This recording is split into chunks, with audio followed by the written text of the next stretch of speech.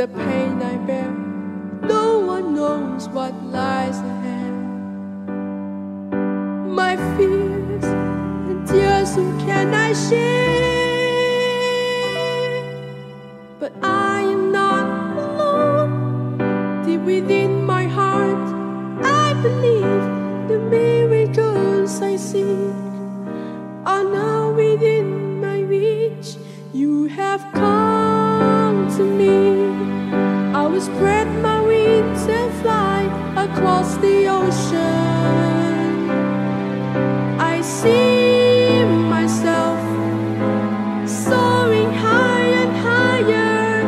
I see the rainbows and the courage and the strength I gain. I know I can achieve my dreams. Behold, the moment is here. I give the best of me.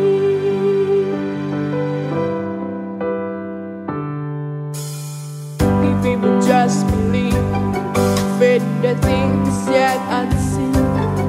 No matter where we are or where we are going, love there will be. We can't be where our dreams beyond the team. And I am not alone. Deep within my heart, I believe the miracles I see are now within my reach. You have come to me. I will spread my wings and fly across the ocean. I see myself soaring high and higher. I see the rainbows and the courage and the strength I gain. I know I can achieve my dreams. Behold, the moment is here. I give the best of me. The stars will not stop me. The fire will cease. I gotta keep flying. As I soar the greater heights, believe the stars now I see. That's where you find me. Whoa, you have come to me.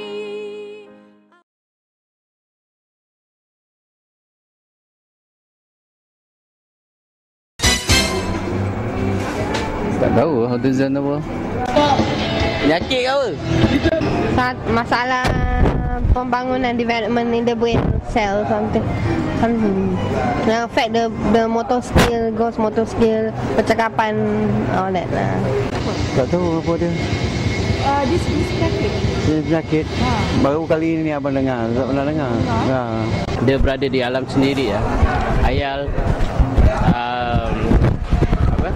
tak suka diganggu. Kalau dia dah bikin satu benda tu hari-hari dia buat. Kalau tukar dia mengamuk. The children who behave Down syndrome lah, like Down syndrome, right? Pernah dengar tapi tak tahu sebenarnya. Tak tahu ah. Macam-macam jenis penyakit ni. Itulah yang saya tahu tapi tak tahu apa bendanya. Kanak-kanak demam kan? Yes. Kalau kanak-kanak yang hyper ke? Autisme? Tak tahu apa. Tak tahu apa autisme. Sebenarnya saya tak berapa faham sangat apa makna autism tu. Saya tak tahu sebelum ni. Ikut pengetahuan saya, autism tu kalau kita tengok karakteristik dia, antara dia adalah budak yang hyperaktif, dia lain daripada orang lain.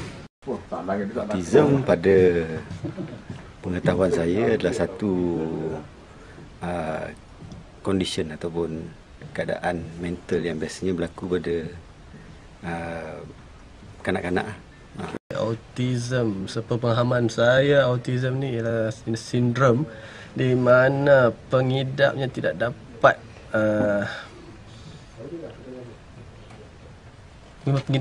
menyerap semua maklumat tanpa saringan lah. Tahu.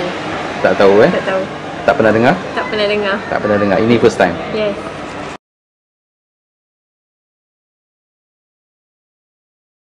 Autisma ni dia isu cabaran dia 3. Dari segi kemahiran sosial, dari segi kemahiran komunikasi dan juga dari segi imajinasi. Tetapi kalau kita lihat dari segi fizikalnya, mereka kelihatan tipikal. Tak ada tanda-tanda fizikal langsung yang menunjukkan mereka tu berlainan. Jadi disebabkan itu, ramai di kalangan masyarakat kita yang tak faham. Sebab dia tengok tak ada kecacatan apa-apa pun, tetapi kenapa ada tingkah laku yang mencabar. Kadang-kadang dikata tingkah laku yang aneh. Tetapi sebenarnya autisma tu dia sejenis kecelaruan neurological. Neurological disorder is the wiring in the brain. So mereka memproses maklumat dari persekitaran dengan cara yang berbeza. Contohnya bila kita kata social tu, yang teruk tu betul-betul dalam dunia dia. Senang tadi ada 3 area lah ataupun 3 perkara yang menjadi kesukaran utama dalam kanak-kanak autisma Zamzarina. Yang pertama tu ialah kesukaran dalam bidang komunikasi.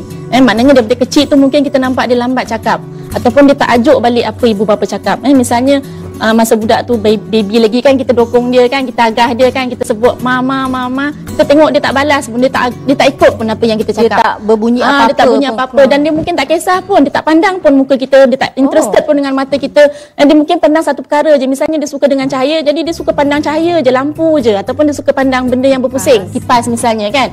Jadi daripada masa dia baby tu dia suka pandang kipas. Dia setiap kali dia pandang kipas dia pusing kan. Itu antara dia punya tanda-tanda ciri-ciri awal lah di antaranya. Dan lepas tu dalam umur misalnya 3-4 tahun masih lagi tak bercakap dan mungkin tak berminat pun bermain dengan orang lain. Dia selalu main seorang je kan. Kalau pergi mana-mana pun dia tak interested nak apa, dan dia tak suka mungkin nak kongsi barang mainan dia. Dia nak main barang mainan dia sendiri je tu dia punya, dia tak akan bagi pada orang lain. Dan orang lain punya pun dia tak akan sentuh, dia tak minat. Dia cuma nak main dengan diri dia. Dan juga antaranya lagi kesukaran dia mungkin dia suka berpusing, dia suka pusing badan dia.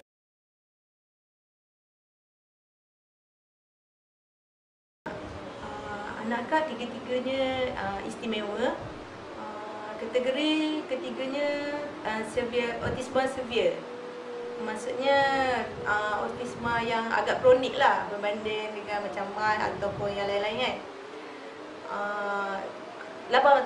Abang dia 18 tahun, Ashraf. Yang kedua Faiz 14 tahun dan yang bongsunya Fidrah Hafizi umur 6 tahun. Mereka pun tergolong genetic problem lah, Fragile X syndrome. Lepas tu bagi akak, Ashraf ni dia memang dah 3 tahun lah duduk hospital. Lepas tu bila dia berjalan pun lambat. Jalan masa umur nak masuk 5 tahun. Lepas tu kita banyak ajar dia ke arah untuk berjalan je. Yang apa ABC ke apa kita tak penting pun masa dululah. Lepas tu bila tiba lahirnya Faiz, ingatnya Faiz boleh ajar abang dia. Tapi Faiz pun macam tu, dah takdir Allah kan. Faiz pun macam tu. Lepas tu kita paksalah ajar Faiz. Saya pun mengandungkan anak yang Fidah. Fidah tu dengan harapannya Fidah pun normal lah. Semua orang nak anak normal kan, seorang supaya boleh jaga abang-abang dia. Tapi Fidah pun mengalami masalah yang sama. Sedangkan masa tu pula dalam waktu yang sama akak mengidap bara. Dikam mengidap bara. Lepas tu pelajaran anak terganggu selama hampir 3 tahun. Jadi anak dibiarkan je sebab masa tu anggap kalau orang dah kena kanser ni jawapannya mati je lah. Lepas tu nak bawa sekolah pun tangan dah sakit masa tu. Jadi memang tak hiraukan anak pun masa tu. Cuma cakap dengan ayah, semua ayah dia handle lah waktu tu kita punya otak dah tak tahulah. Lepas tu bila sampai setahun kemudian baru buat operation. Sebelum tu buat hemopati, buat apalah kan. Bila operation lagilah, bila dah tak larat nak kemo pun masa tu. Dia dah terbiar selama nak masuk 3 tahun lah. Tak ajar dia pasal pampers semua dah terlambat lah anak dia. Terutama Pidah lah, kita tak macam akak tak beri perhatian langsung pada dia. Sebab masa tu dengan keadaan sakit ni kan, kita Ashraf pun tak sekolah. Cuma lepas 3 tahun kemudian baru kita sekolahkan balik kat PDK Batu Arang. Sampailah sekarang. Pada pandangan masyarakat sekitar ni biasalah kalau anak seorang pun bermasalah, 3 bulan 3 sebab mereka anggap kita ni macam penyakit HIV tau. Kata kadang-kadang nak salam pun takut. Nah, apa lagi kalau kita nak berbual-bual dengan mereka pun takut mereka anggap kita macam takut kenan kat mereka ke. Bila kadang-kadang masyarakat pandang dia orang ni tak ada mata. Dalam kereta terpaksa pakai cermin gelap. Harapan kami sebagai bapa anak semua ni ialah kan supaya anak-anak kita ni nanti kalau boleh menjadi anak yang normal lah, insya-Allah. Dan mereka ni boleh mampu berdikari mengurus mereka diri sendirilah. Dan tak menyusahkan orang lain bila dah besar. Orang lain lah. Itu yang pertama lah. Yang keduanya saya rasa bagi pihak kita perlukan pertolongan juga lah bagi pihak kerajaan ke, pihak yang NGO ke, yang kalau bolehnya menyediakan satu rumah perlindungan misalnya. Kalau contohnya bagi rumah anak yatim kan, dia tu rumah anak yatim. Tapi macam rumah anak semewa ni, anak semua ni tak ada sebenarnya. Dia bergantung pada ibu bapa. So boleh bayangkan kalau kita nanti tak ada kan, kita tak ada dunia ni, siapa dah yang akan menjaga mereka. Bila masa akak disahkan kanser, kira banyak jugalah rumah anak yatim tanya nak cari tempat mana nak letak anak ni kalau ketiadaan akak nanti, dia kata. Tapi semuanya tak ada. Dia orang kata semua yang dia orang nak yang boleh berdikari, dia kata. Tak ada untuk anak autisma boleh dapat walaupun mereka di kategori anak yatim. Yang kita minta lah sokongan moral lah daripada masyarakat kan. Anak-anak semua ni kita sokongan moral. Bukannya kewangan tapi moral support lah kita anak-anak macam ni kan. Sebab kita ni orang kata apa, semangat kita memang dah kata agak down lah, agak rendah lah kan sebelum dapat anak macam ni.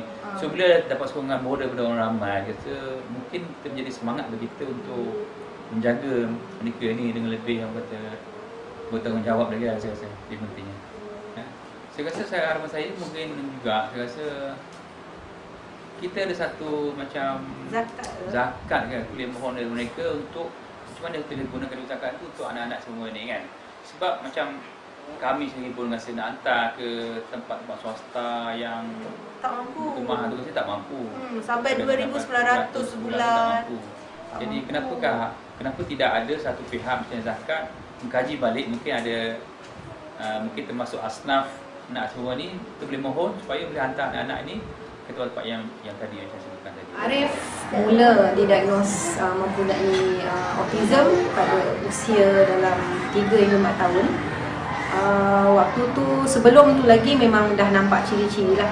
Sebenarnya saya sendiri sebagai ibu sebenarnya dah mula rasa kelainan sejak dia dari bayi lagi. Bila tak banyak respon yang sepatutnya seorang bayi berikan dalam umur 4-5 bulan ya. Maksudnya bila kita agah dia pun dia tak sebagai senyum atau apa, tu bermain pun tak seperti budak-budak yang lain. Tu semakin besar semakin terselah dia punya hyperaktif dan tak bercakap, tak nak bercampur dengan orang. Jadi bermula dari situlah kakak ipar saya recommendkan supaya pergi rujuk ke hospital. Tingkah laku Arif walaupun dia ada ADHD dan memang suka sangatlah kami nak kawal dia, tapi yang kami perasan semakin membesar dia punya hyperaktif tu semakin berkurang. Dengan sendirilah walaupun tak banyak tapi memang nampak perubahan. Seiring dengan usia memang dia akan slow sikit lah dia punya hyperaktif. Walaupun cuma sekarang ni dia punya pertuturan lah masih lagi belum seperti mana yang kami inginkan lah. Masalah paling besar dia pertuturan lah. Pergaulan dia pun masih lagi tak improve because dia masih lagi suka menyendiri lah. Kalau kita tak tarik dia keluar untuk berjumpa orang memang dia takkan buat lah. Seperti mana anak-anak tipikal lain, Arif juga tak terkecuali. untuk belajar ilmu-ilmu agama. Walaupun tak jatuh hukum pada dia, tapi saya rasa jatuh hukum pada kami. Walaupun dia buat solat tu mungkin dengan cara dia, tetapi kami akan cuba fahamkan dia bahawa apa itu solat subuh, waktu bila solat zuhur, waktu bila asar, waktu bila maghrib, waktu bila isyak. Itu yang paling saya rasa bersalah. Walaupun Arif anak yang sulung, mungkin saya tak dapat nak apply dia macam mana anak-anak orang lain yang normal tu dihantar mengaji. Tapi dalam hati saya nak dia mengenal ayat-ayat Al-Quran. Kami ajar dia sendiri mengaji. Walaupun setakat ikut 5, masa tu dia dah stop sebab masalah-masalah tantrum dan juga dia refuse lah nak, biasa dah tak boleh nak dipaksa-paksa. Tetapi Alhamdulillah kami berjaya juga lah kenalkan dia ayat Al-Quran, perdengarkan dia dengan ayat suci Al-Quran, dan ada beberapa surah yang pendek-pendek pun dia dah boleh hafal. Sekarang ni seperti mana budak lain juga lah, daripada sekolah rendah dah habis 6 tahun dan sekarang sampai ke menengah pun dah sampai ke umur 18 tahun ni masih lagi bersekolah, tapi dah sampai setakat itu je lah. Itu yang masalah yang paling besar bila sampai tahap umur yang begini, dah remaja 18 tahun, saya tak nampak lagi peluang-peluang yang khusus untuk dia yang boleh dia nak pergi lagi jauh. Nampak di situ ada macam satu sekatan.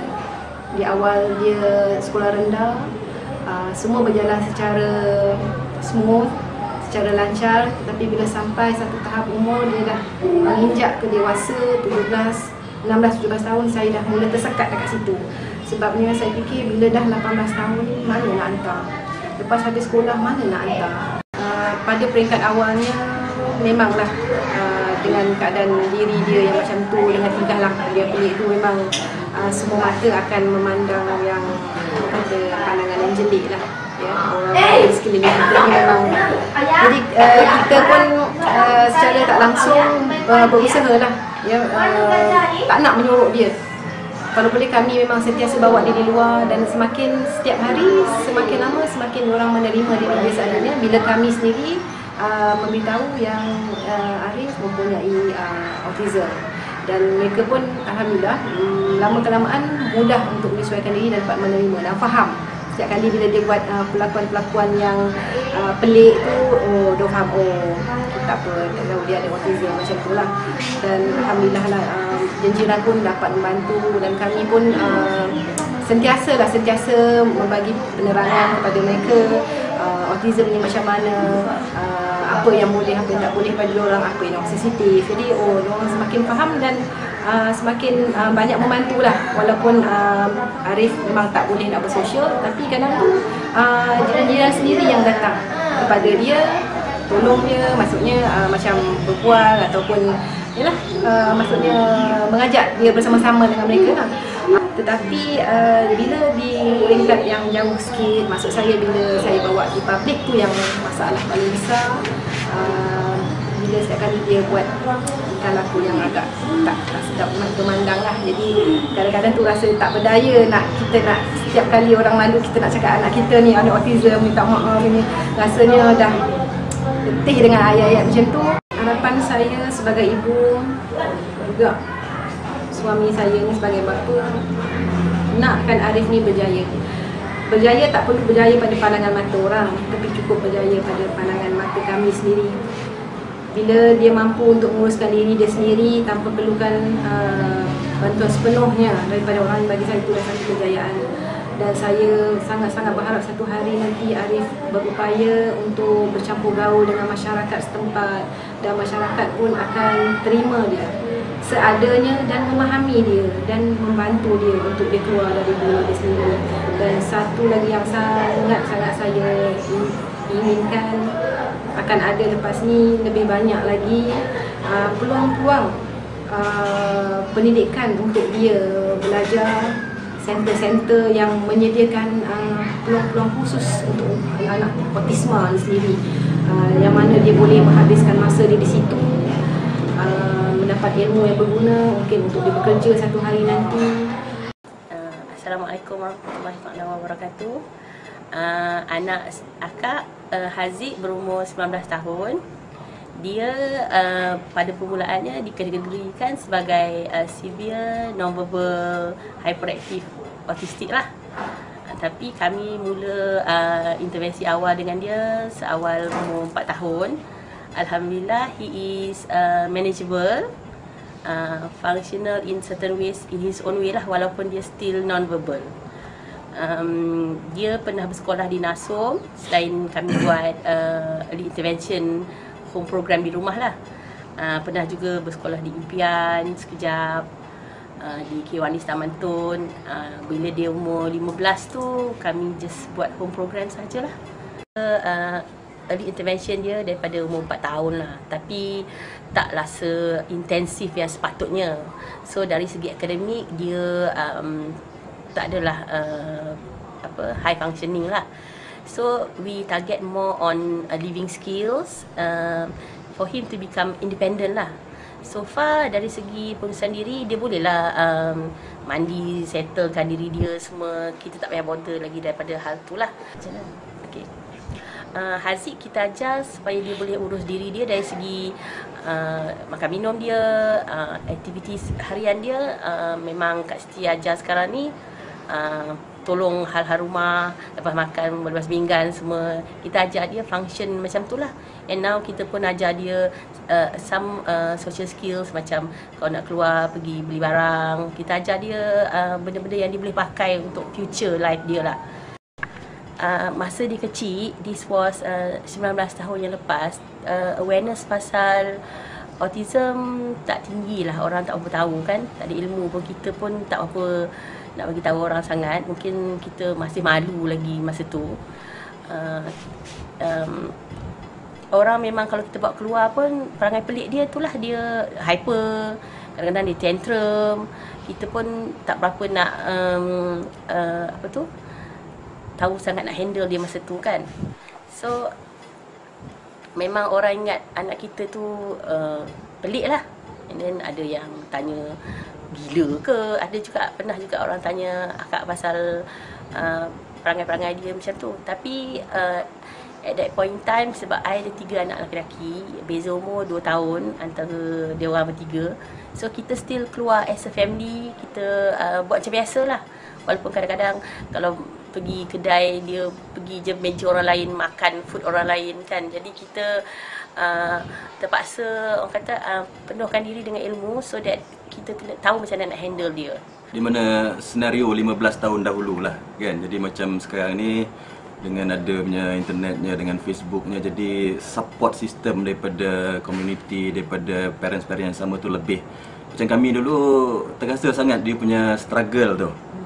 Maknanya dengan keadaan di mana doktor pun agak kurang dia punya pengetahuan dari segi autisma ni. Dia tak nak diagnose pun. Sebab macam kita jumpa banyak doktor sebelum dia diagnose tu, sampai dia orang kali kata, you are just an overly concerned, well-meaning parents. Your children will progress. Kan? So, slow je lah. Tapi you know as a parent, there's definitely something wrong with your child kan. Jadi benda-benda macam tu agak mengesankan kita lah masa mula-mula dulu kan. Dan dari segi financial tu of course lah, dengan kita terpaksa bawa expertise daripada US. Kita few of the same parents share cost, bawa consultant ke sini dengan dia punya segala-gala cost lah kan. Jadi memang agak tertekan lah masa tu. Tentunya macam anak kami ni, Haziq dah menjangkau umur 20 tahun, tapi memang kita tahu sepanjang hayat dia memang dia akan perlukan bantuan daripada orang-orang di sekelilingnya. Because memang dia bukan anak biasa, anak istimewa, dan memang akan perlu penjagaan. Macam mana kita buat sekalipun memang akan perlu penjagaan daripada orang sekeliling. Jadi kami sebagaimana ibu bapa yang lain pun memikirkan masa depan apabila kami dah tak ada tu. Jadi atas dasar itu kami mengambil inisiatif untuk dengan cara untuk mengadakan satu institusi yang kita panggil Akademi Remaja Islam Autisma ni. Saya dan isteri dan dengan beberapa kawan-kawan yang lain sedang berusaha untuk menubuhkan Arisma ni sebagai insya-Allah satu tempat di mana di masa hadapan boleh kita adakan aktiviti dan program untuk menjurus kepada kanak-kanak remaja dan dewasa yang mengidap masalah autisma tu? Hopefully Arisma ni jadi asrama lah untuk budak-budak ni. And then for yang tak duduk situ, maybe kita jadikan macam clubhouse. Sebab kita tahu kadang-kadang even peer group diorang pun tak nak main ataupun hang around dengan anak kita. So at least this place kita boleh let them hang around. Tak ada siapa nak judge them, tak ada siapa nak macam look down on them. So kita hopefully kita boleh buat benda ni as itulah tempat untuk dia enjoy themselves amongst themselves lah.